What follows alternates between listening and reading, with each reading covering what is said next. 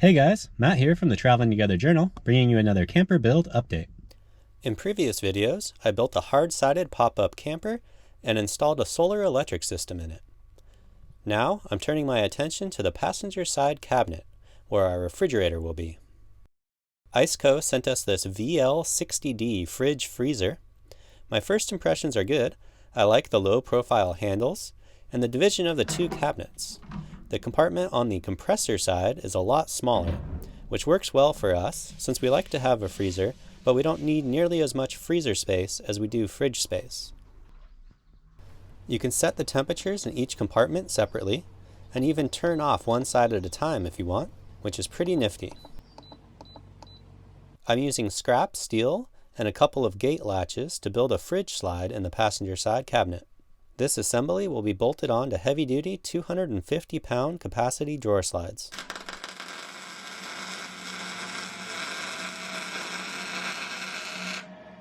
The larger pieces of angle iron at either end are where the fridge feet will sit, and the smaller angle crossbar will prevent torsional force from being exerted onto the drawer slides. I used 1-inch flat bar to make strikers for the latch bolts to engage in.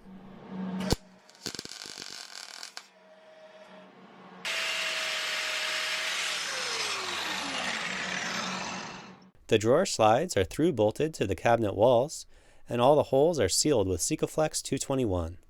Last time I built a fridge slide, I used drawer slides that had built-in latches to lock the slides in or out, but they failed after just a day and a half of off-pavement driving. That's why I'm using gate latches this time. The back side of the mount had some clearance concerns that required a little bit more involved crossbeam, so I tacked it together in place, then pulled it out of the camper to finish welding it.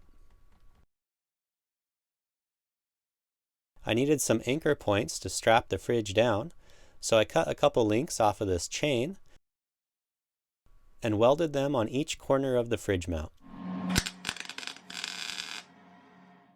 This will give me something to strap the fridge to, and it'll prevent the fridge from shifting off of the mount if the straps come loose.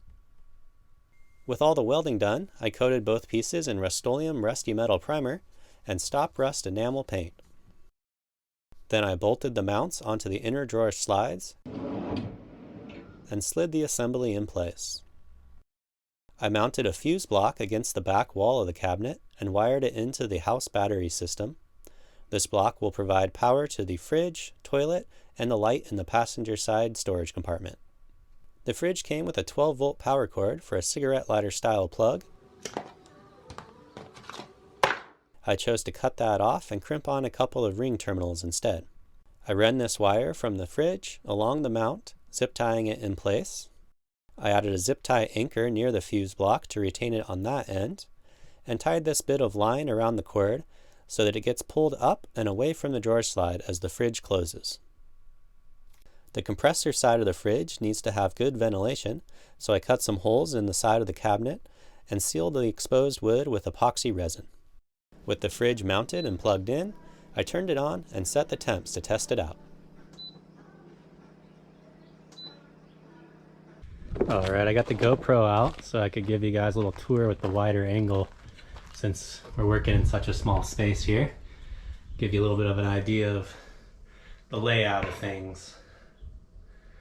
So we got the fridge on our scrap metal fridge slide, and that's sliding in and out nice and easy. And we got our gate latches on either of the bottom corners there. Obviously the fridge just stays wherever you put it when the truck is level, which is ideally how we're going to be whenever we're camping, since the bed and the countertops and everything are all based off the idea that the truck would be level. But for when we are driving, can close each of those. There it goes. That one's in. Yeah, with the latches closed, the fridge is nice and secure. Other stuff isn't secure, but the fridge is nice and secure. And to give you guys a better idea of how the rest of this cabinet's going to look, we'll go ahead and put in a few of the components that I have in mind. All right, so I haven't done any of the plumbing yet, but you can see our sink will go here. Got the hole cut out for the faucet. We got a couple drawers over here. And don't have any hardware in them yet. No handles or anything, but they're sliding in and out. And they don't go the full depth of the countertop. So there's actually some space behind them back here. That's where our water filter will be. And underneath the fridge there is our gray water tank. So that'll be plumbed to the bottom of the sink. And there's enough space behind the fridge when it's pushed all the way in to run water lines back behind there for the faucet and for the drain. And then obviously I need to still build out something in this space once I kind of get all the plumbing and stuff sorted out. And a couple things to keep in mind if you're thinking of doing something similar with a fridge is you want to have enough room to be able to undo the latches when it's all the way out. And you want to have enough room so that when you open the cabinet doors, they'll stay open.